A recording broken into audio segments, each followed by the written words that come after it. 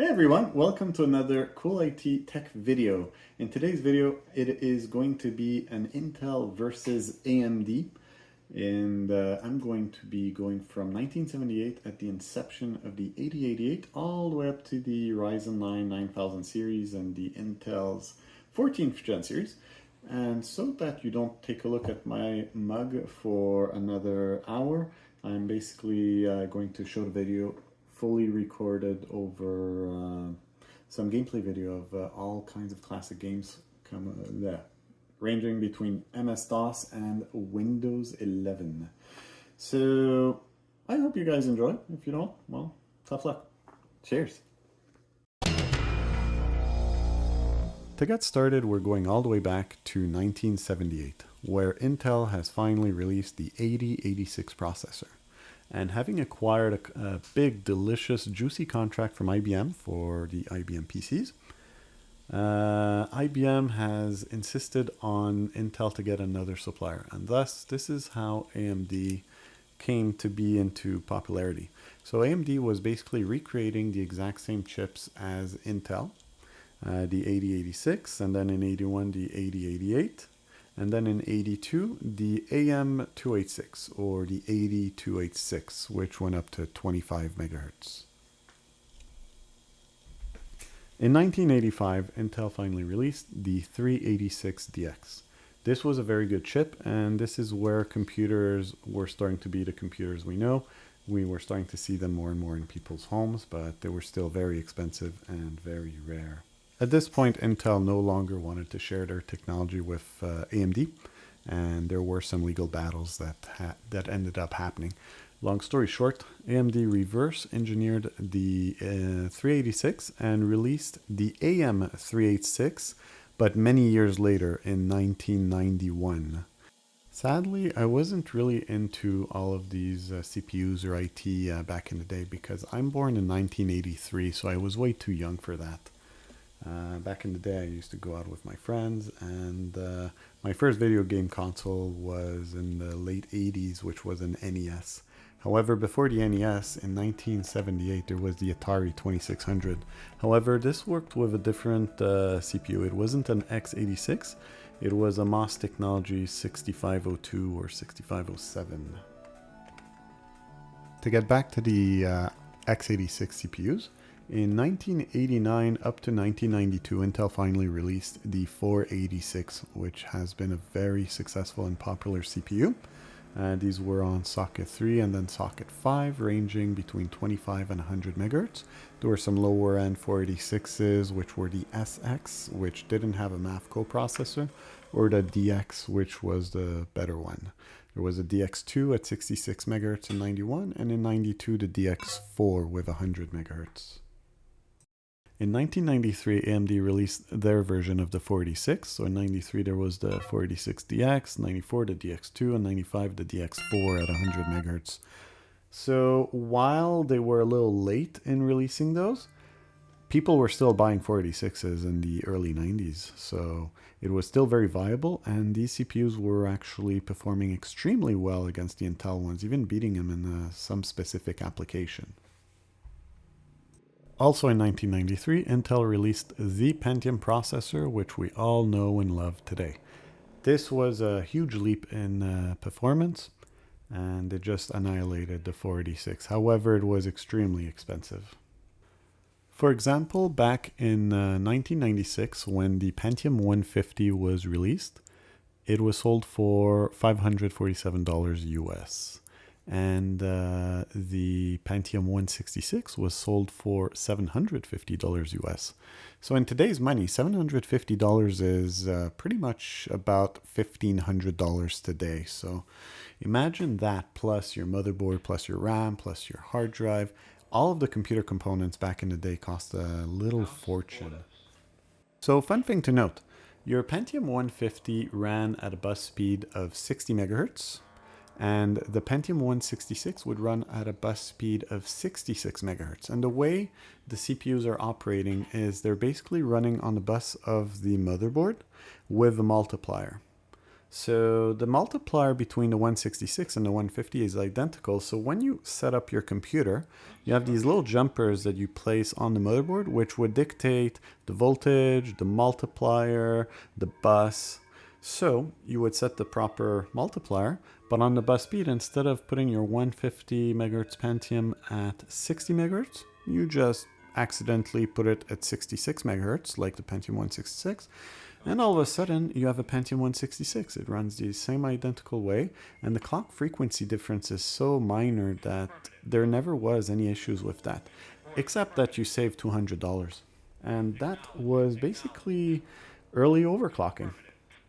My first experience with PCs or PC gaming would have been at my friend's house. We were around 11, 12 years old. It was 93, I believe, and his uncle gave him a 486DX2. And on this 486DX2, I was introduced to MS-DOS. I was introduced to Rise of the Triad, which was an awesome little shooter game. Warcraft 1, Raptor, TIE Fighter, all absolute classics. Before PC gaming, I was into my Nintendo with Mario, and my Super Nintendo. I really loved games like Super Mario, Contra, Super Metroid, all these amazing classics. And back then it was the Super Nintendo versus the Sega Genesis for the console wars. Very fun times. Since I'm talking about CPUs, I'm going to say that the Sega Genesis had the legendary Motorola 6800 RISC processor, which is very different from x86 architectures. It ran at a wonderful 7.67 megahertz and had a Zilog Z80 coprocessor. It also had a groundbreaking 64 kilobytes of RAM. It also had a display palette of maximum 512 colors, but could only display 64 on screen at the time. Its resolution was also 320 by 256. Let's compare that to our 2Ks or 1080p screens. But it was all on CRT TVs. It looked pretty nice back then regardless. The Super Nintendo had a custom chip called, from Western Design Center, it was the 65C816, say that 5 times fast, running at a whopping 3.58 megahertz. Seems small, I guess, and that's probably where Sega's blast processing power came from. You need to be about my age to get that. The Sega Genesis has blast processing. Super Nintendo doesn't. So what's blast processing do?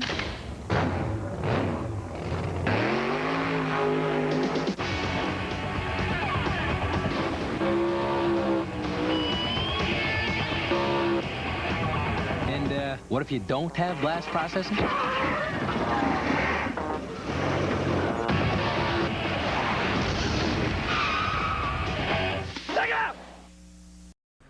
The rest of the specs, however, the Super Nintendo was superior, especially being released a year after the Sega Genesis. So the SNES had double the RAM with a wonderful 128 kilobytes of it, as a far bigger color palette of 32,768 colors, but could only display 256 at the same time on the screen, which is a lot more than the 64 of the Genesis. It also had a bigger resolution of 512 by 448, and personally I found the audio chip of the SNES far superior. It had a Sony chip. If you put them side by side, very often the SNES has better sound. However, it really depends on the game, and the Sega had its own styles. For example, Sonic the Hedgehog. Sega had a lot of really good music, and they took advantage of their chip to the best of their abilities. And back in the day, people used to optimize everything perfectly for its hardware. So back in the day, there was also a lot of hate. You were either pro Sega or pro SNES. It was a console war, and sure, there were some who had both. Some of the older kids knew the silliness of it. It was pretty quick for me also to realize that both were great systems, and I eventually owned both. But in the end, my heart does go for the Super Nintendo. Until I got into PC gaming. I didn't really get any newer consoles after the Super Nintendo. Let's get back to our Intel versus AMD history. So AMD was still a little behind at this point, and Intel had their wonderful Pentium processors. AMD was still on their 486s. However, in '96, AMD came out with the AM586. The 586's advantage was it was still running on the same socket 5 as the 486, so instead of buying an entire new generation of motherboards and RAM, etc., you could just upgrade to a 586, which ran up to 133 megahertz. Now, would it compete with a Pentium 133? Not in the slightest, but would it compete against a Pentium 90? Yeah, probably in some applications. You could still get by, and of course, there's the price. And AMDs have always been very popular for that. You could always upgrade an older platform and get a little bit more life out of it. In very early 1996, AMD released their AMD K5 processors, which directly competed with the classic Intel Pentium. They were also on socket 7 and I believe also in the early socket 5. But also, in 1996, Intel released their Pentium MMX CPUs, going from 166 up to 233 MHz, and still on socket 7, the motherboard. The Pentium MMX was significantly faster than the classic Pentium. It added the MMX instructions, which accelerated applications that would take advantage of it. However, in my opinion, its true performance gain was because of the doubling of the L1 cache memory. So basically, the way the computer runs is, first, it reads from your hard drive. Back in 1996, maybe a 2 gig loud mechanical hard drive. Actually, let's have a quick listen.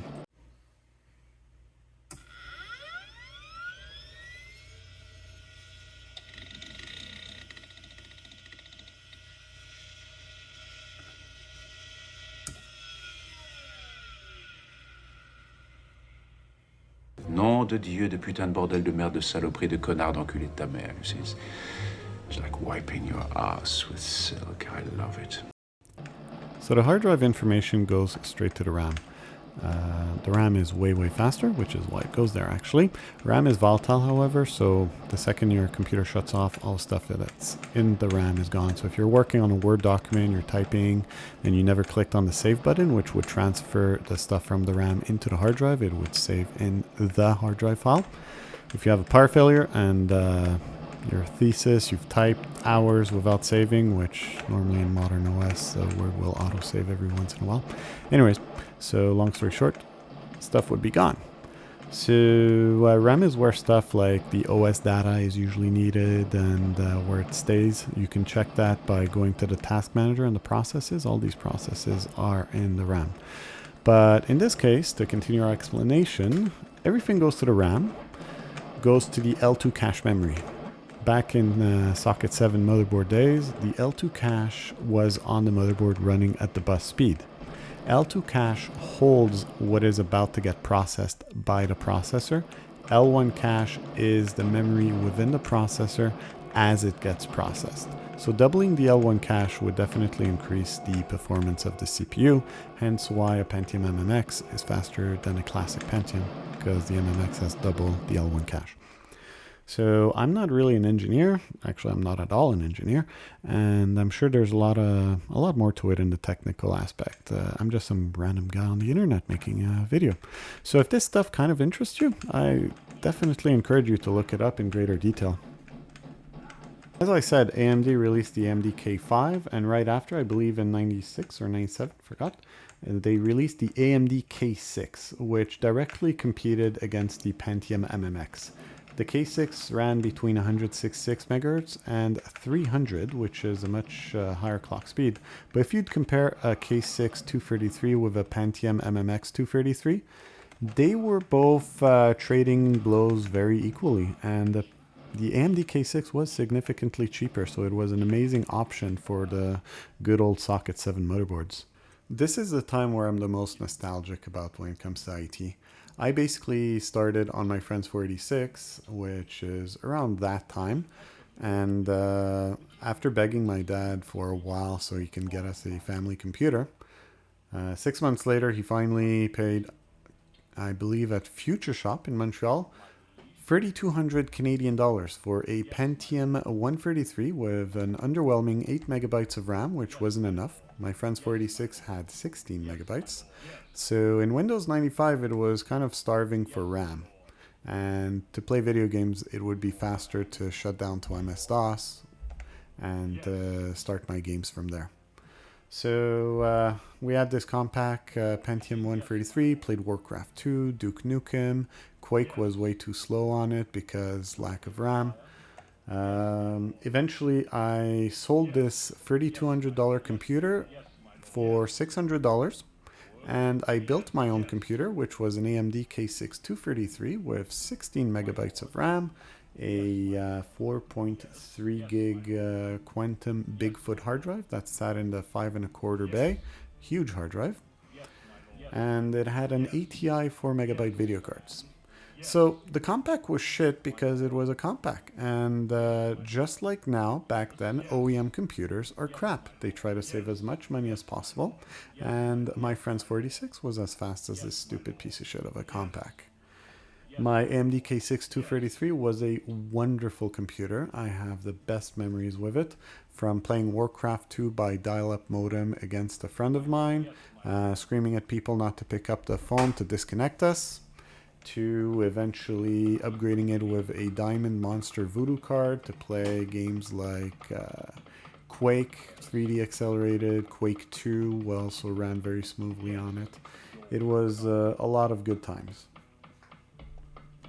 A lot of other awesome things that were happening back then is close to my house there were one of the first network cafe. Well, they didn't really sell any food, but it was basically a network gaming place. They had about 20 or 30 computers, and they were usually Pentium MMXs, AMD K6s. They were all connected by network with coaxial cable, and the LAN was set up properly, and we would play Warcraft 2, 8 players, big party. It was, we also played Counter-Strike, the Counter-Strike beta when it came out. There was Delta Force, Total Annihilation, all of these amazing classic games in multiplayer at that place. They were a fantastic group of people. It was called New Gen on Mockland. Unfortunately, they disappeared. I have no idea what happened to them. After they got popularized, other companies started to do it, and there was this weird company called BattleNet. They stole the name out of Blizzard, I guess. And they were not related to Blizzard whatsoever, but they sucked. They made these garbage computers. Back then it was newer computers because CPU performance just increased so immensely, so drastically. We went from 233 megahertz to a gigahertz fairly quickly, and the same goes for graphic acceleration. But these idiots, they would run shitty computers with like Celerons, and instead of putting a good GPU to play video games, they would put the shittiest GPUs but put a lot of money on a fancy looking case. Also, they had no support, so you'd go there, you'd pay for an hour, and half the time your computer was not working properly, then you have to change computers, and they would never credit you your time. New Gen, the first place I know that opened on Mockland, these guys were amazing. It was a husband and a wife. They were so kind, they were so helpful, and they helped everyone get set up and even gave you additional time when you were having an awesome game if they didn't have any reservations after you. Sadly, all of that died with the introduction of high-speed internet. So even back in 56K days, I had dial-up internet. And with that 56K modem, we were able to play the Counter-Strike betas with a ping of 200, but it was still kind of playable, and the good old classic Starcraft. Starcraft was such a phenomenal game. It performed amazing on a Pentium 120, and it still performs amazing. That same old CD with that same old CD key, if you shove it in your modern computer, it's still going to work. Although now Blizzard gives it out for free, unless you want to pay them an extra $20 to have the HD remake, which runs the exact same game against the same people if you play it. Here you're going to have to excuse me, I have to check out some old nostalgia. Your sound card works perfectly. Your sound card works perfectly. Enjoying yourself? Your sound card works perfectly. Your sound card works perfectly. It doesn't get any better than this. Now, I know I'm getting sidetracked a lot with older nostalgia, such as you can see, Warcraft 2.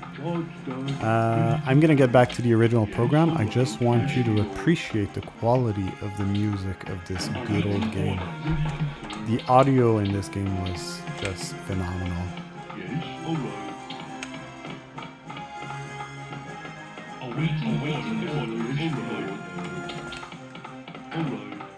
So back to our regular programming. We are now in 1997. Intel released their Pentium 2. Pentium 2s were on a new motherboard running slot 1. The chip was like a Super Nintendo cartridge, if you will. The CPU was on its own PCB. The CPU itself, architecture-wise, was similar to the Pentium Pro, which was a great chip, but I won't talk too much about it because not many people had it. It was super expensive and very expensive for Intel to produce too. So, Pentium 2 was on a PCB, which had the L2 cache right next to the CPU. The L2 cache, if I recall, was around 256 kilobytes, and it was running at half of the clock speed of the CPU. So a Pentium or an AMD K6 had about 256 or 512 kilobytes of L2 cache on the motherboard, which would run at 66 megahertz. A Pentium 2 had the L2 cache running at half the speed, so a 233 had the L2 cache at 116.5, and a Pentium 2 300 had the L2 cache running at 150 megahertz, and Pentium 450, well, half of that. So aside from the superior architecture, the speed of the L2 cache made a very good performance difference gain. The other important note for the Pentium 2 is that the newer chipsets ran on a bus speed of 100 megahertz. So Pentium 2 at 100 megahertz, the transfer of information on the motherboard is significantly faster, which is one of the big reasons for the gains. The only issue with the Pentium 2s is that they were extremely expensive on release. So now on AMD's side, AMD pushed their K6s to 300 MHz, and in 1997 they released the AMD K6 II on the good old Socket 7 motherboards. The K6 II ran from 300 to 450 MHz and still utilized the motherboard L2 cache. The K6-2s were able to run on the newer or newer-ish Intel motherboards with a BIOS update. However, running them on a regular Socket 7, while significantly faster than a Pentium or a K6 given the bigger clock speed, beyond 350 MHz, you would see diminishing gains as it was crippled by the 66 MHz bus speed. To take full advantage of the K6 II, you would need a newer Super Socket 7 motherboard, which the chipset from VIA or ALI or SIS. Those ran at 100 MHz bus, which in turn made the difference. Compared to a Pentium 2, however, the older architecture of AMD chips was at a disadvantage. Pentium 2s had a superior floating point math, making them a much better CPU for newer 3D games. Also, let's not forget about the L2 cache running much faster than even 100 MHz. Also at the time in 1997, Intel introduced their first Celeron. The first Celeron started up as complete garbage. With the Celeron 266 and 300, it ran on a bus speed of 66 MHz, and it had no L2 cache, which was why it was absolute trash, because the motherboard wasn't even designed to run L2 cache, so it only had the L1, so it went from RAM to L1 cache, skipping the L2 altogether, so they were really bad. So shortly after that, Intel realizing how they screwed up with the Celeron, or the first gen of it, they released the CeleronA, which had 128 kilobytes of L2 cache. However, this L2 cache was straight on the CPU die, not on the PCB, making it run at the exact same speed as the actual clock speed instead of half the speed like the Pentium 2s. Pentium 2s had more cache memory. I believe the later Pentium 2s had 512 instead of 256. But the Intel Celeron with the 128 kilobytes, it had very fast cache. And the beauty of that Celeron and why everyone loved it is because it ran on a bus speed of 66 megahertz, but you could just, with the change of a jumper, make it run at 100 megahertz. So the Celeron A300 had a multiplier of 4.5. So 4.5 times 66 megahertz made it 300. So when you change the bus speed from 66 to 100, all of a sudden your cheap Celeron is clocked at 450 megahertz. And that was the case for more than 75% of the CPUs, because overclocking isn't always perfect. But in most cases, most people got it running the way they wanted. I was actually an unlucky one. I got myself one of those, and it would crash all the time running at 450. So I had to set the motherboard jumper to 75 megahertz. So my Celeron ran at 375, but it was a pretty decent chip. And coming from an AMD K6, I was very satisfied with the change of performance. Around 1999, AMD released the K6 II Plus and K6 III and 3 Pluses.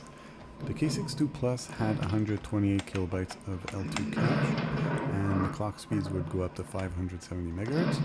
The K6 III and 3 Pluses had 256 kilobytes of L2 cache, and the CPU speed went up to 500 megahertz. Some of these chips were able to reach higher speeds, like up to 600 megahertz, if I'm not mistaken, with some overclocks.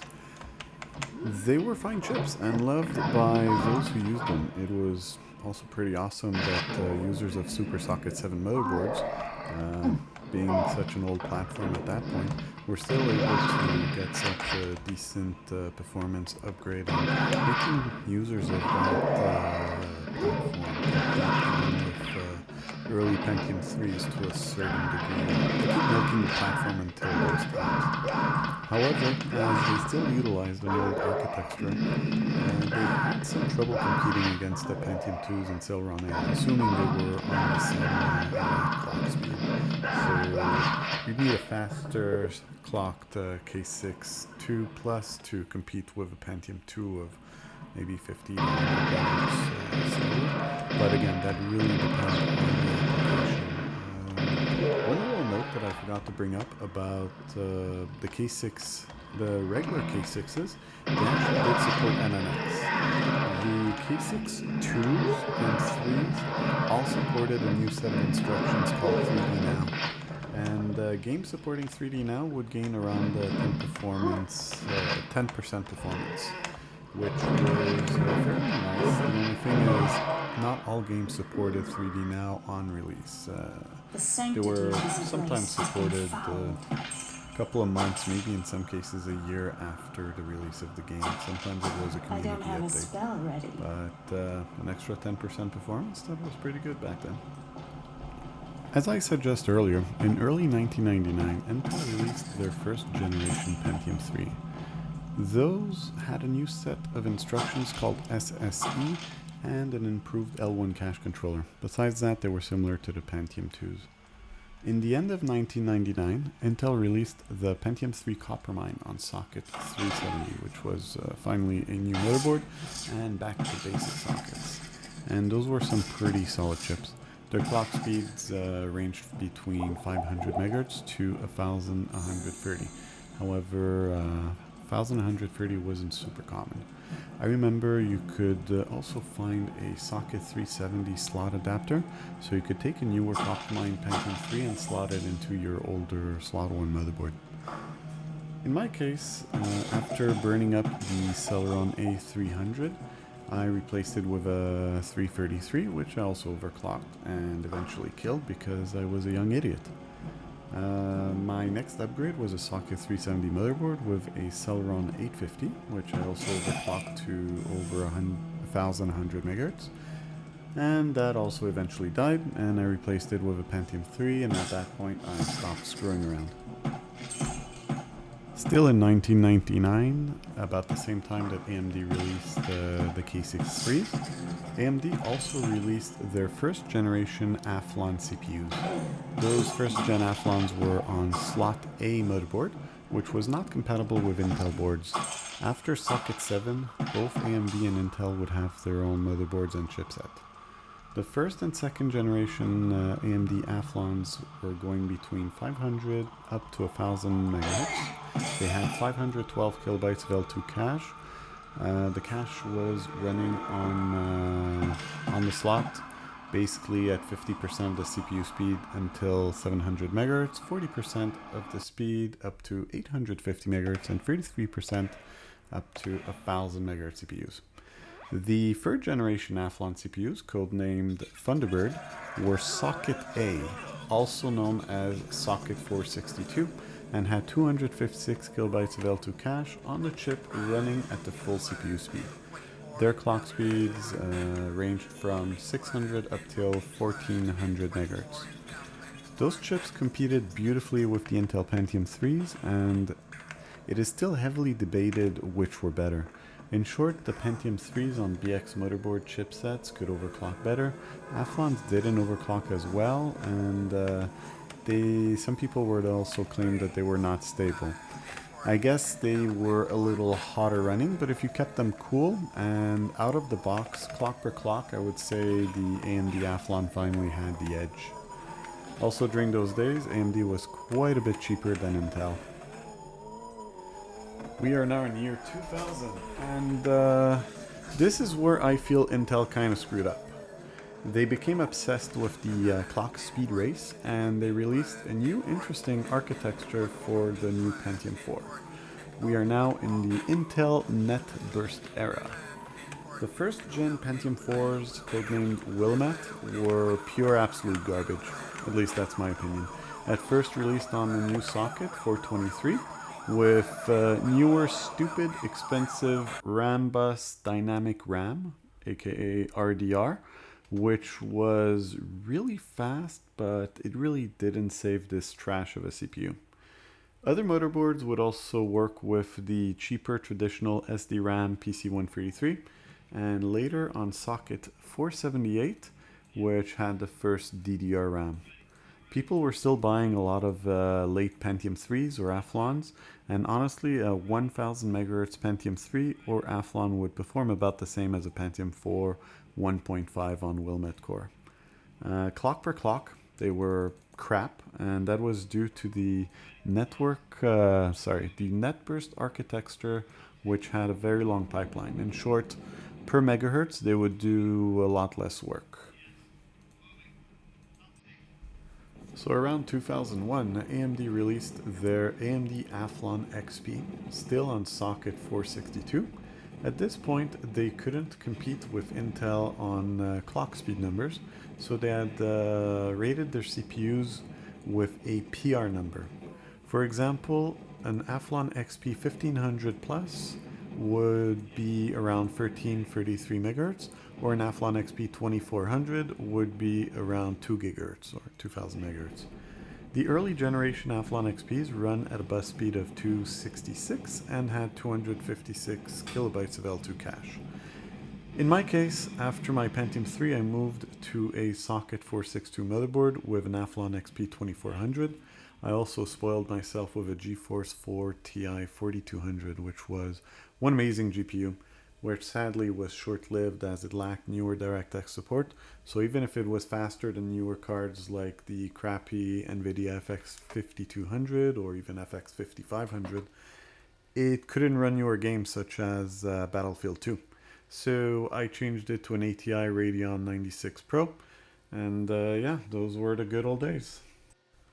And now in early 2002, Intel released the newer Pentium 4 called the Northwood core.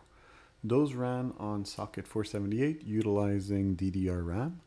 Northwood chips ranged from 1.8 gigahertz to 3.2 gigahertz. This was also the time where Intel came out with the hyper-threading, which is still seen in most CPUs to this day. Basically having an extra logical thread greatly improved on multi-threaded applications. The Northwood Pentium 4 were fairly decent and would compete, or in many cases outperform, the AMD Athlon XPs at their PR rating. For example, a 2.53 GHz Pentium 4 would compete very nicely against an Athlon XP 2400 or 2600. The Pentium 4 3 GHz or 3.2 GHz would trade blows with the newer Athlon Barton cores of 3000 plus or 3200 plus, which still had a bit of trouble getting past 2.2 gigahertz. And by 2003, Athlon XP's got their Barton core revision, as I mentioned just a bit earlier. Their PR rating was from the Athlon XP 2500 plus with 1833 megahertz up to the XP 3200 with 2200 or 2333, 2333 megahertz. The difference between earlier Athlon XPs and their newer Barton core was a faster front-side bus going from 266 megahertz to 333 or up to 400 megahertz, depending on your motherboard's capabilities, of course. And of course, doubling the L2 cache, going from 256 kilobytes to 512 kilobytes, which made a fair difference. Personally, I upgraded from my Athlon XP 2400 plus to an Athlon XP 3000 plus, and I felt highly underwhelmed, very disappointed with the upgrade. The clock speed isn't everything back in the day. However, going from 2000 megahertz Athlon XP to a 2100 megahertz Athlon XP, even if there was more cache memory and a faster FSB, let's just say the upgrade, the performance, it wasn't worth the price. All in all, regarding the good old war between the Pentium4 Northwoods and the AthlonXP Barton cores, it was very tight. The Pentium 4 with the 3.2 gigahertz and hyper threading was competing extremely well against the Athlon XP 3200 plus. If anything, I would say that the Pentium 4 had the edge because 3200 megahertz was a very, very high clock speed and the hyper threading was also quite excellent. While there were some applications and some games that did favor the Barton core architecture over the Intel Pentium 4, I would say there was a lot more games that performed a little better with the high clock speed of the P4. But all in all, the Athlon XP was a bit cheaper, and it was a very, very fun time. Late in 2003, early 2004, AMD took a clear lead over Intel with the introduction of the Athlon64, originally released with the Clawhammer core on the short-lived Socket 754. They had a PR rating between 2800 plus and 4000 plus, with clock speeds of 1.8 to 2.4 gigahertz. They definitely outperformed the Pentium 4s in most applications. With the Athlon 64, AMD introduced the first 64-bit processor, and here we gone from x86 to fully backwards compatible x64. I don't feel it was fully utilized as the 64-bit processor was able to run more than 4 gigs. Earlier in its run, everyone was running Windows XP 32-bit, and Windows XP 32-bit could only run up to 3.5 gigs of RAM. Microsoft Windows had an XP x64 version, however, not a lot of people went for that because it had some backwards compatibility issues with some older software, older games, and more importantly, some older drivers or older applications, depending on your use case. So x64 only became more standard and more utilized around Windows Vista, and then of course for the beloved Windows 7 OS. Back to Intel in 2004, they released a new Pentium 4 Prescott core on their new motherboard, Socket LGA775. What I didn't get into as of yet regarding the CPU is the manufacturing size or number of transistors. Manufacturing size would go from 1500 nanometers for 286s down to 800 nanometers on Pentium Classics, and then even lower down to 350 nanometers on Pentium MMXs, 250 nanometers on Pentium 2s, 180 on Wilamette Pentium 4s and early Athlon XPs, then 130 nanometers on Northwood Pentium 4s and newer AthlonXPs, and Prescott was down on their newer process, which was 90 nanometers. Basically, the smaller the nanometer process, the more transistors you could cram in. The shorter the distance the signal would travel, and the less power is required to power the CPU, achieving faster and faster clocks. Now, back to Prescott Pentium 4s on its LGA775 socket and its fancy new, smaller and better manufacturing process. Intel's goal was reaching even faster clock speeds and increase the size of the pipeline. With that, they achieved the CPU going up to 3.8 GHz in 2005, which ran stupidly hot and didn't necessarily outperform the previous Northwood core clock per clock at least. So 3.2 GHz Northwood would basically beat out a 3.2 GHz Prescott, even if the Prescott had a faster FSB and also more L2 cache. Sadly, it was nicknamed the Press Hot because it was stupid hot, but they still sold it fairly well because Intel being Intel, most OEMs sold Prescott CPUs, and they also supported x64, clock between 2.4 to 3.8 GHz with 1 MB of L2 cache for most. Earlier ones had an FSB of 533, and the latest ones had an FSB of 800. Now, while the high clock speed of the Prescott was impressive, in 2004 AMD released newer Athlon64s under a newer socket 939, with a PR rating going from 2800 plus to 4000 plus.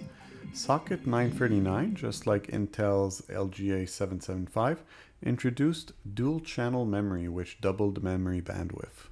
While the Athlon64s on socket 939 did perform a bit better than their socket 754 counterparts, the real and main solid AMD victory came in 2005, where they introduced the world to the first dual-core CPU, the Athlon64 X2, with a PR rating between 3600 plus up to 4800 plus, clocking as always between 2 GHz and 2.4 GHz with varying amount of L2 cache or frontside bus speed making the difference. Those were amazing performers. While most games were single-threaded in those days, the fact there was another core made the PC so much faster, and it made the OS far more snappy. Also, a single-core CPU would not only have to concentrate on the game or application that it ran, but also there's a lot of background communication between components such as onboard network card, onboard sound card. All that would take a little bit of CPU resources to a certain degree. So when you jump to that dual-core CPU, it was a huge and noticeable gain. As for me, I built myself a new PC around that time. I still kept my old Barton Core AthlonXP 3200, as none of the components could transfer over to the new platform. It was new RAM, AGP was old news, and replaced by PCI Express on socket 939 and LGA775. So I built myself an Athlon X2 3800 at 2 GHz. Being on a tighter budget, I bought a cheap BioStar Micro ATX motherboard running an NVIDIA chipset, which had a low-end onboard GeForce 6150, which was slightly better than Intel's onboard video, but still quite terrible. 1 or 2 months later, as soon as I could afford it, I got myself a PCIe graphics card. If I remember correctly, it was probably a GeForce 6600, which was decent. It was a funny time where I moved out to my first apartment. Before that, I lived with the parents, and I moved out with a friend of mine. He had a Pentium4 Wilamette core running at 1.7 with SD RAM, and it was dog slow. It was atrocious. So we were 2 guys with 3 computers in a 3-bedroom apartment, a basement apartment. One bedroom was the computer room, where at some point he got into World of Warcraft. I got into it a couple months later, but when I did get into it, I was, holy shit, I was addicted, and I did 18-hour days on the weekend, and I went from level 1 to level 20. My friends, however, as they started earlier, they were already at level 40 plus with a mount, so I couldn't really play with them as much because I was just 20 levels lower, and it was such a grind to level up back in those days at that version of World of Warcraft. I kind of got bored and stopped playing, to the point which is a very good thing because that game was one hell of a crack addiction. And speaking of addictions, this would have been my biggest addiction back in my early to mid 20s, starting on my K6-233 and 56K modem, and free internet with a window sniping software so I could remove the ads from that free internet dial-up program. Basically, Starcraft on Battle.net. Played ages and ages, and eventually I got a ADSL internet, and I played Starcraft for many years, joined a clan which we played with friends. It was an absolute blast. Also about the same time there was Counter-Strike, which was everyone's favorite shooter game. It went from beta to, I believe, 1.5 and eventually 1.6 on Steam. Fantastic game, which I also joined a clan called Zero Tolerance. It was zero tolerance for bad behaviors and talking shit and insulting people. It was a good group of adults.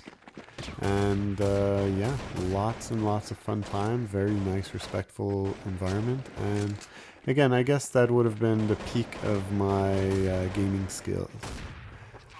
At some point later on, I just got older, got slower, and concentrated more on work and life, basically. With that said, I talk too much, so let's get back to the original programming. The Athlon64 X2s had a lead over Intel until 2006, where Intel released the first Core 2 Duo. However, during that same time, for some god-unforsaken reason, Intel decided to keep releasing Pentium 4 CPUs, this time with the Celeron mill core, which was more of the same of Prescott. They also released in 2005-2006 the PentiumD, to compete with the Athlon64 X2. Those PentiumDs were basically two Pentium 4s slapped together on the same die, but they were exactly that, two CPUs and functioned as such. The Athlon64 X2s were able to communicate with each other within the CPU at full speed, while the two cores of the PentiumD had to get back to the bus and then back up to the CPU for the two cores to exchange information, causing some slowdowns, besides being two hot Pentium 4 chips.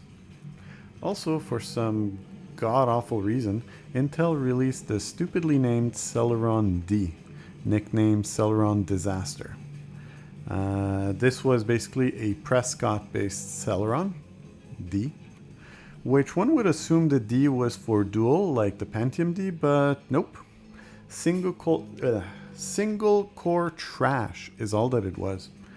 Northwood had Celerons, which were just cut down Pentium 4s, but at least the name wasn't confusing.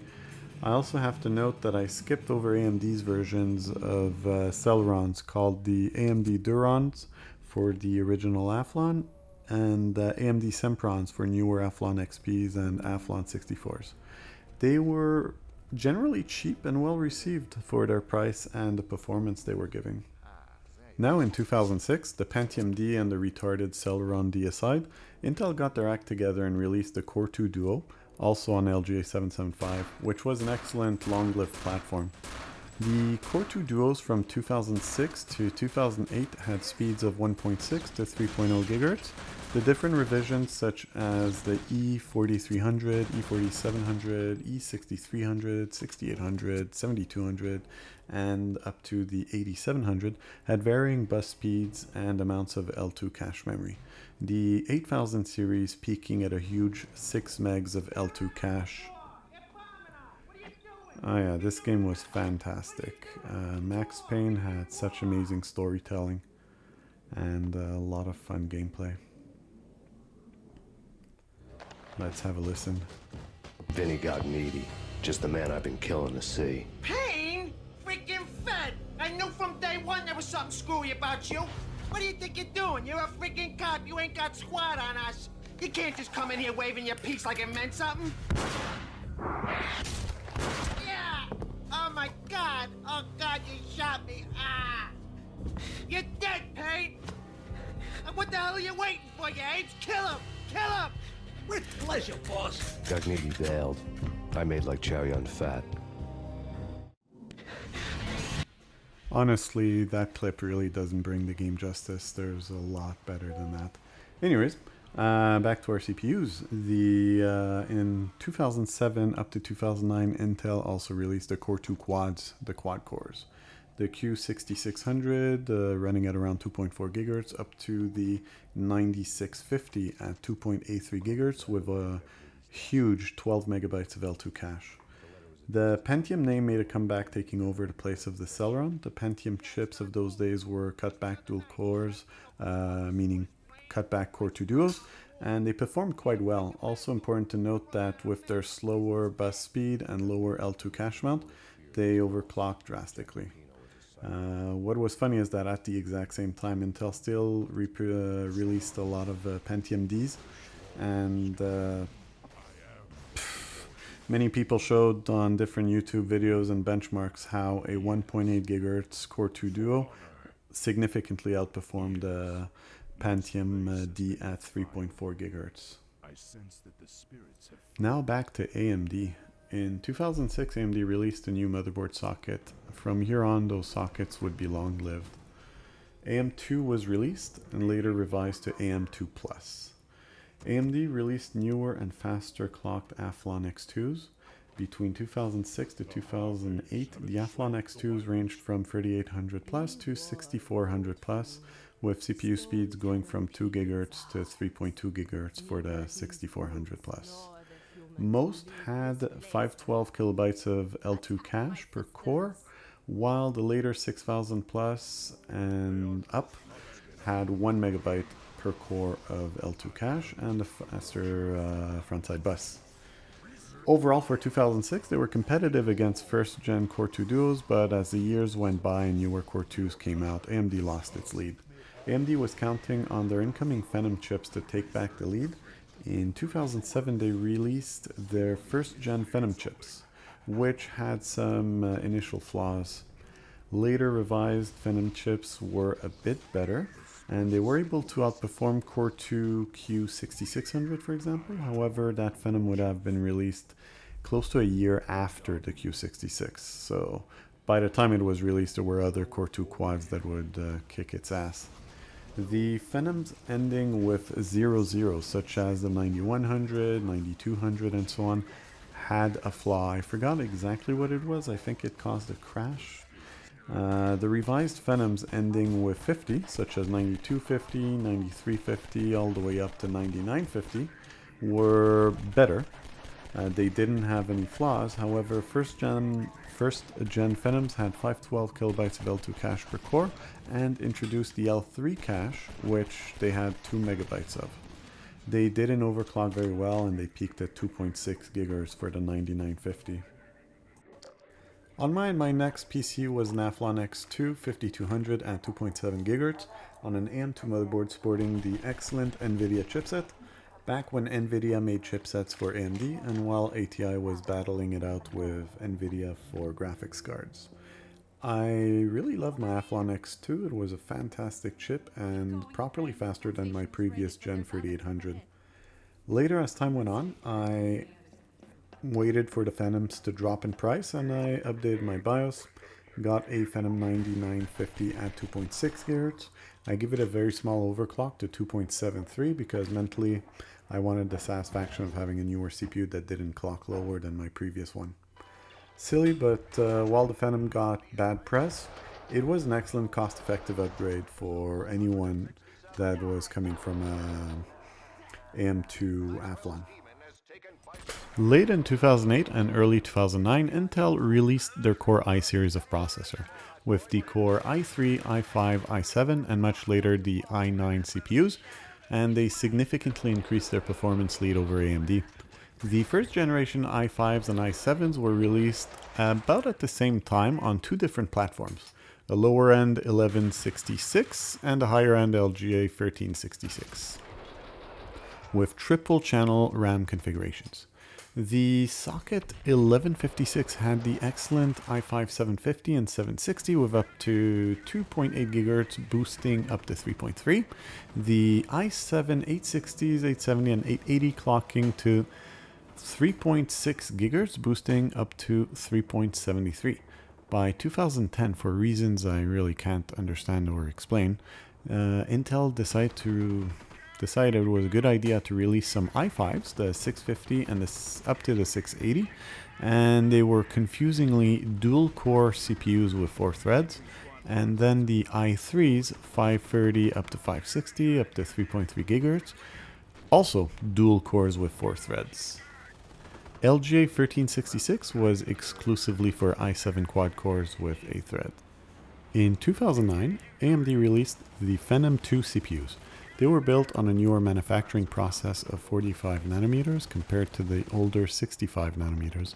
With this smaller size, they significantly improved the performance of their Phenom chips. The newer Phenom IIs had an increase of L3 cache memory up to 6 megabytes. They were a good CPU overall. They released the Phenom II 920 at 2.8 GHz and 940 at 3 GHz for the M2 Plus platform. They also released a newer AM3 motherboard sporting faster DDR3 RAM with Phenom II's 945, 955, 965s and so on. Those Phenoms peaked at 3.7 GHz. They were pretty decent chips overall, but they couldn't beat back Intel in terms of performance. As time went on, just like the first gen Phenoms, AMD would repackage flawed X4 processors as Phenom X3s and Phenom X2s with a very good discount. They later released other variants with reduced cache memory. With good enough motherboards, you were able to unlock some cores, and you could take your defective Phenom and make it a true quad all over again, or even unlock some of the cache memory. It was a hit or miss thing, but it was a pretty cool thing and a good budget CPU. Also, another important note was that AM2 Plus and AM3 motherboards were less expensive generally than the Intel variants, and they always offered more, such as a better audio chip or more USB ports and so on. AMD also released a 6-core variant of the Phenom chip, the 1045 up to the 1100, with clock speeds from 2.6 up to 3.3. They also released the Phenom 960T, which is basically a defective 6-core running as a quad at 3 GHz. It was very possible to unlock 1 or 2 of the cores, so you get the cheap chip and you run it as an X5 and give it a little overclock. Newer AM3 Plus motherboards got released and got ready for the fully redesigned AMD FX processor. The good news is that many AM3 motherboards were still capable of upgrading CPUs to the FX with a BIOS update. So back in the 90s, CPU performance would literally double every 6 months to every year. Your computer would be old news after 1 year, and you needed to upgrade if you wanted to even run the latest games or software. We would go from 133 MHz to 233, from 233 to 450, from 500 to 1000, all more or less within the same years, and graphics cards were moving just about the same pace. However, as soon as we reached quad-core CPUs like the Phenom II or Core 2 quads, your PC would last years without needing an upgrade. However, by that time, your PC would take forever to start Windows XP SP3, or Windows Vista, Windows 7, or Windows Tablet Edition, whatever that crap was. The hard drives were a serious bottleneck to the heavy OS and your properly fast CPU. So start times were long, but the greater amounts of RAM kept things running once everything was loaded. SSD hard drives started to become commonplace around 2012-2013, thank God, and they even made older computers feel extremely fast.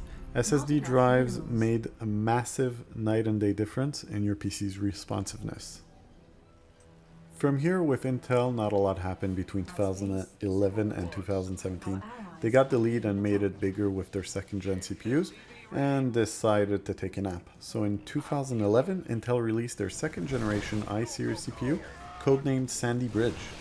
They came on a new socket, 1155, and they were fantastic. Their performance was better than previous gen. Besides that, nothing really changed.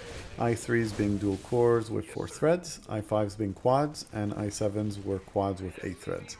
All around 3 GHz, more or less, with a bit of boost. And the i5s and i7s had the K series, which were the higher end versions and had an unlocked multiplier, if I'm not mistaken. They were better for overclocking. I'll try to go a little faster now because this is getting long and there's not really much difference. 2012, 2013, there was Ivy Bridge, just like you saw in the details previously. They were just a little faster. 2014, 2015 saw the 3rd, 4th, and 5th gen Intel CPUs all on the same socket. What a gift. Except not every socket 1150 motherboard could run the 5th gen, so you had to be careful, and it was still DDR3 memory, so really not much of a change besides some very minor uplifts in performance. In 2015 up to 2017, the 6th and 7th generation was on socket 1151 and was more of the same. They did improve a little bit more because they utilized DDR4 memory, and there was also the introduction of NVMe hard drives, which ran on the PCI Express bus. And now back to AMD and see how their highly anticipated new architecture came out. They released a new AMD FX CPU for AM3 and AM3 Plus in 2011, the Bulldozer, and it was pretty disappointing.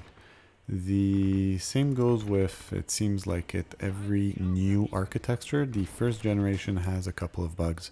AMD released the next revision of the FX CPU codenamed Piledriver, and it was quite a bit better due to some improvements on the branch prediction and FPU integer scheduling, and some other tweaks. However, it still received a lot of bad press for a number of different reasons.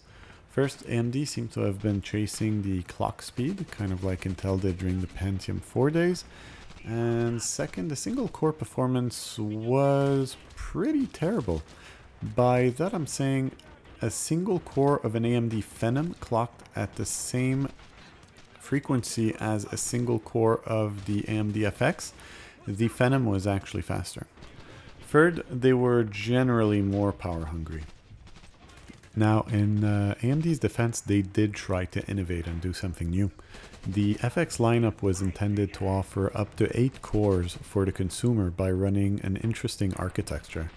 Basically, they created modules of 2 cores each.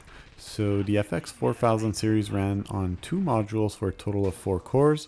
The 6000 series ran 3 modules for 6 cores, and the 8000 series ran 4 modules for 8 cores.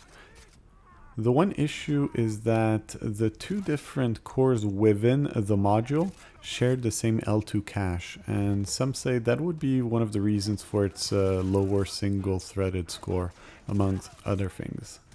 Later on, Windows updated the task manager, and they call it a quad core with 8 threads. But the question is, was it really that bad? Personally, I upgraded my AM3 PC to an FX 8350 running at 4 GHz, and it was, as always, a significant performance upgrade over my weird 5-core Phenom that I had, which was a 960T with 1 core unlocked and an overclock. It's newer, and it has a newer set of instructions, overall significantly faster than my previous chip. So it was an excellent solution for anyone with an AM3 socket that could upgrade their aging Phenom II CPU. And that was that. It was good for that. Recently I fell on a technical video showing the FX chips did perform better than some of the i5s of the exact same years, and even faster than some of the i7s, especially when it came to productivity. But you really needed to tweak it properly for that. So for an FX chip to really achieve its best performance, you needed a very high-end motherboard and high-end RAM. So the RAM, you would clock your DDR3 at 1866 MHz, and you would also overclock the North Bridge to 2600 and the Hypertransport Link to 2800. You could also clock your FX 8350 up to 4.5 or even 4.8 GHz. The FX 6350 could run up to 5 GHz. With those settings, they would outperform Intel's counterparts and specifically crush them in multi-threaded applications.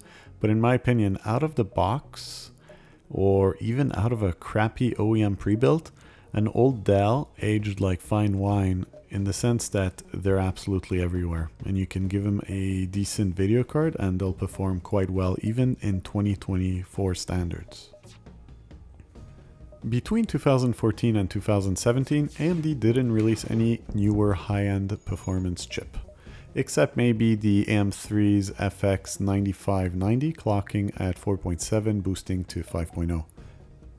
During this time, AMD concentrated on releasing two low-end sockets, reason why Intel couldn't be bothered to innovate. AMD released the FM1 and FM2 sockets. Those came with A-series APUs running Radeon integrated graphics. These graphic processors were integrated within the CPU and were far superior to the traditional motherboard graphic controllers. In higher-end APUs, they could compete with lower-end discrete graphic cards, but just barely. When new, a higher-end variant of some half-decent OEM computers were capable of running some older 3D games. However, the lower-end A4s and A6 processors, in my opinion, were complete garbage. Aha! Pointless. I don't think they aged well at all because they had the processing power of a lower-end FX chip, and today in 2024 you could buy a $60 to $200 Dell S small form factor PC with an i5, i7 between 4th gen to 7th gen, throwing a $50 low profile GTX 1050 Ti, and even the highest end APU of those sockets won't even stand a chance anymore. And holy crap, this video is getting long, and I'm sure most people would have left, or maybe they watch it in parts, if people watch it at all. So for anyone who hasn't really bothered, I just have one question to ask. But is this not fun anymore? Have I failed to entertain you? Maybe I did. This is long, but we are getting to the good juicy part of the present day, where AMD took over. We are now in 2017. AMD teased the release of their new Zen infrastructure. We now see AM4 motherboards running DDR4 RAM up to 3200 MHz and soon up to 3600 MHz. And AMD releases the Ryzen 3, 5, and 7 to compete with the 7th generation Intel i3, i5, i7 of Kaby Lake. And it's not just good, it's excellent. While not exactly faster than Intel in single core and clock per clock performance, it was almost there. However, as it cost a little bit less, and they definitely offered a lot more for the value. Ryzen 3s had quad cores with 4 threads, beating out the i3s, which only had 2 cores and 4 threads. The Ryzen 5s were either 4 cores with 8 threads like the i7s, or 6 cores and 12 threads, beating out the i7s.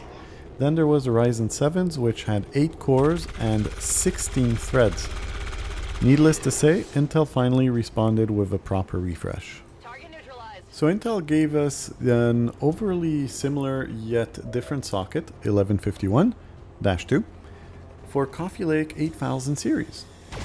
So for Coffee Lake, we have i3s with 4 cores, i5s with 6 cores only, no hyperthreading, so that's 6 threads, and i7s with 6 cores and 12 threads. Then for Coffee Lake R in 2019, it's basically the same shit for i3s and i5s, maybe a tiny bit faster. i7s now have purely 8 cores without hyperthreading. If you want 8 cores with 16 threads, you have to pay the new i9 premium tax. So I'm getting a little tired, so I'm going to skip over the Ryzen Threadripper. But a quick summary would be their professional workstation CPUs with 8-core 16-thread, 12-core 24-thread, 16 cores, 32 threads. The 12 and the 16 cores have 32 megabytes of L3 cache. They're crazy performers, many more PCIe lanes. Again, professional workstation usage. They were released in August 2017. So now we can look at the almost second generation Zen Plus 2000 series, which was released before the Coffee Lake refresh. At this point, AMD is offering chips that outperform Intel by a fair amount in productivity and would be on par for video games. They were also lower priced. They weren't too different from the 1000 series, but also came out a year later. It wasn't a new generation, just a plus. A pretty good refresh overall. In 2019, AMD gave us their actual true second generation Zen 2 processors. Not Zen Plus, Zen 2. Triggering my OCD as the fucking 3000 series. This chip still ran on AM4, so everyone with a Ryzen 1500 can upgrade and get a significant upgrade. The 3000 series was excellent. Clock per clock, it was faster than the previous gen while pushing faster clock speeds. They also gave us more cores and threads as always. Today, a 5-year-old PC with a Ryzen 3600 sporting 6 cores and 12 threads, matched with a well-balanced GPU like an RX 5700 XT or an RTX 3060, is still capable of running absolutely anything that gets released today at 1080p. Matching that with a RX 67 XT or an RTX 4070, which both have 12 gigs of VRAM, it would run anything at 2K without much of a bottleneck. The same can be said, however, about an 8th gen or 9th gen Intel i5 or i7, obviously. I just feel that Ryzen's gave more for the money, while at the same time, the actual AM4 platform was not even close to finished yet. So, Ryzen 3s had 4 cores and 8 threads, Ryzen 5s had 6 cores and 12 threads, Ryzen 7s had 8 cores, 16 threads, and the new introduction of Ryzen 9s had 12 cores and 24 threads. There was also an extra one with 16 cores and 32 threads. In 2020, Intel struck back with another new motherboard and socket for everyone to upgrade, the LGA 1200, and this hosted Intel's 10000 series processor, and it was good. This time Intel graced us with more cores, well, more cores to their standards. They were still a little behind, but that's fine. We had the i3s with 4 cores, 8 threads, just like the Ryzen 3s, i5s with 6 cores and 12 threads, i7s with 8 cores and 16 threads, i9s have 10 cores and 20 threads. Just a little behind, but they were good chips. Overall, the 10th gen of Intel was very good. Both Intel and AMD are working hard, competing against each other, giving us newer and newer generation every year, which outperformed the previous. AMD now released its Zen 3 architecture. The 4000? No, of course not. That would make too much sense. They're 5000 series processors. The 4000 series came out more or less at the same time as the 5000, but they were older Zen 2 architecture with APUs, with integrated graphics. They were okay for budget computers, and they also released some other 4000 series which weren't APUs but cut down Zen 2s for a very low cost. The 5000 series, however, is the clear winner here. On release, they dropped the Ryzen 3 chips, so we didn't really see them as we didn't really need them at that point. And at the end of 2020, we got the Ryzen 5 5600X, Ryzen 7 5800X, and Ryzen 9s with 12 or 16 cores, just like the previous 3000 series. And just like the 3000 series, which properly outperformed the 1000 and 2000 series, the 5000 series was also a very big step up. Now back to Intel, and let's see how they step up their game. Still on LGA 1200, to be expected of course, as they give us by now a minimum of 1 new generation and 1 refresh per motherboard. But the 11th series, oh boy, let's see what the legendary Gamers Nexus has to say about it. So, CPU overall, not exciting, seems like kind of a waste of silicon, sand, should maybe be diverted to one of the other SKUs, but we'll see how the 11.6 and the 11.9 do. Waste of sand. In other words, it performed about the same as the 10th gen, and in some cases a little bit faster, in some cases a little bit slower. The i5s, i7s were about the same in terms of core count and clock speed. The i9, however, went from 10 core 20 threads of the 10,000 series to 8 cores and 16 threads. So they downgraded the i9's core count for some reason, when AMD's Ryzen 9s go 12 or 16 cores. If someone could let me know what the real difference is between an 11700K and an 11900K, I would greatly appreciate it. Now, while it does look like I'm pissing all over the CPU, they do contain significantly more transistors and technically should have outperformed its predecessor in practice. This is where what always looks great and fresh on paper doesn't always translate perfectly in practice. The AMD Bulldozer and Piledriver architecture would be a very good proof of that. In 2022, Intel gave us a new motherboard socket for their 12th, 13th, and 14th gen CPUs. Intel did some good here for the budget-minded by releasing the LGA 1700 boards, either running with cheaper DDR4 RAM or, at that point, the far more expensive DDR5 RAM. The 12th gen was beautifully received, competed very well on price against AMD's most popular Ryzen 56X on the 6-core 12th-thread chips. For example, the Intel 12400 was an awesome gaming CPU at an excellent price. They also innovated, offering P-cores, E-cores with the hyper-threading doubling the P-core count.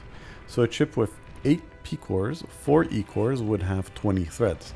Those were excellent and they worked very well in productivity. Also in 2022, still on the AM4 platform, AMD released a couple more Ryzen 5000 series CPUs. The 5600 without the X for a cut down price which performed about the same as the 5600X, the 5700X 8-core 16-thread chip for a lot cheaper than the 5800X while performing just a tad slower, and the now legendary 5800X 3D, the first of its kind with a massive 96 megabytes of L3 cache memory. It has a slightly lower clock speed compared to the 5800X, however in terms of gaming performance, it simply leads all the charts in terms of gaming performance for most games. Not all games, but most. To show how AMD keeps on giving value, they released a downclocked Ryzen 5700X 3D in 2024 at a far cheaper price compared to the 5800X 3D, giving the chance for anyone on the AM4 platform to upgrade instead of jumping to the newer and superior AM5. In 2023, Intel gave us the 13th gen, which was generally faster than the 12th gen, improvements all the way in every way. And in 2024, we got the 14th gen, which at first when it was released, Gamers Nexus once again called it a waste of sand because it didn't offer too much more in terms of performance against the 13th gen. Maybe 2 to 4% uplift, depending on the chip, of course. In 2024, AMD gave us their next gen Ryzen chips, Zen 4, on finally a new platform running DDR5 RAM. Early on its release date, sales were slow because the motherboard, the DDR5 RAM, and the entry CPUs were pretty expensive. As time went on in 2024, the prices dropped and more people jumped into the AM5. Even if the prices are now much better, AM4 still appears to be a good option on a budget, as the motherboard and DDR4 RAM prices generally go for 15 to 30% cheaper, without counting the CPU of course. Personally, AM5 is the proper investment to go for nowadays. The Ryzen 7600 or 7600X is one of the best gaming CPUs for the money. The 7700 is a great 8-core 16-thread chip for a mix of productivity or gaming, and the 3D cache is back for the 7800X3D, topping all of the gaming benchmark charts by quite the margin. There's also an insane core count R9, and there's also a variant with X3D cache, but for gaming I wouldn't recommend it because of its high price. It also requires a certain driver to be installed within Windows for the core scheduling to work properly with the 3D cache. A bit of unfortunate news regarding the Intel CPUs in the present day. Intel's 13th and 14th gen CPUs have been failing left, right, and center. Intel did not communicate properly when it came to light. They denied, shifted blame, and eventually they said, here's a microcode update, which should resolve this. Well, it should. This topic has been all over the news, so I don't need to go much into details about it. Part of the issue was an imperfect layer of coating protecting the CPU from oxidization, and the other issue was the CPU overvolting itself when boosting clocks. As of now, all the tech giants, all the giant tech reviewers, they kind of stopped shitting on them. They felt it was time to stop beating on the dead horse. But the thing is, and the reality is, we need to encourage Intel. We need Intel. We need them to innovate, bounce back as soon as possible, because we need that competition between AMD and Intel. Or else AMD may just raise their prices and completely stop innovating. With that said, AMD released their 9000 series CPU, which upon release looked like someone stopped innovating. AMD marketing and PR seemed to scramble and confuse people, making us wonder if their engineering and marketing departments ever talk with each other. It was an awesome case of overpromise and underdeliver. But it did shed some light in an interesting problem. Windows. Yes, Windows 11 has been crippling AMD Ryzen's performance to a certain degree. Not too much, but just enough. And newer Windows updates, after this was brought up, seems to have increased the performance of Ryzen 9000 series.